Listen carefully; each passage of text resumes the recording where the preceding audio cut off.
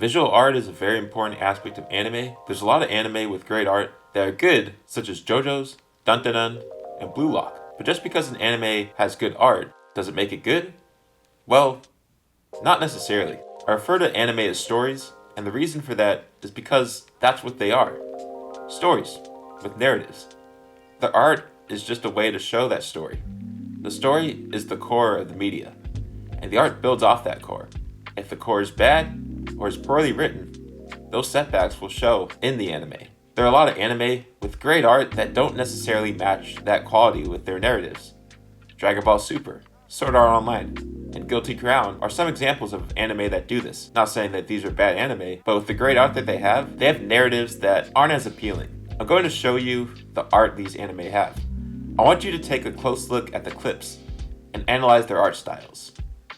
Looks good, doesn't it? Would you want to watch these anime? I know if I was someone who was just starting out with anime, I'd want to watch these. Heck, I did. Sword Art Online was one of the first anime I watched. Now, here's some anime that have a different art style, but are still amazing anime. Kaiba, Mononoke, and Gankutsuou. I'm going to show you all clips from these anime, and I want you to see the comparison between this art and the art of the anime that I showed y'all before. Obviously, I would never be able to draw art to this complexity or create anime of this type because I don't have the experience or talent like these studios do. But notice the difference in how this art has a much darker feel than the anime I mentioned earlier. The art can also be considered less developed in some ways. Would you want to watch these anime if you were just starting out with them? Some people would say, yeah, but I bet you the majority would probably pick the other three anime over these three, right? If you look at these anime on the popular anime list on Crunchyroll, these anime aren't anywhere near the most popular anime on Crunchyroll, or in the anime world. I had to scour for these anime, and I'm glad that I did, because I would give all of these anime scores of at least 8 out of 10 each. So, what does that say about visual art in anime? Well, I will say that the animes with better art will pull more of an audience, but whether that audience decides to stay and keep watching is up to them. They may start off watching the first few episodes and decide to drop the show entirely. And if you're like me, who's seen a lot of anime, you may decide to just avoid these types of anime altogether. This type of logic can be applied to almost anything.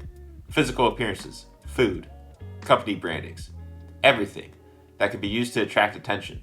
But what really keeps people invested in something isn't the looks of the product. Sure, it gets them in and makes the product more noticeable, but it doesn't really keep them staying. What really does that is the core structure. And with anime, that core structure is the writing. Without good writing, good art won't save an anime.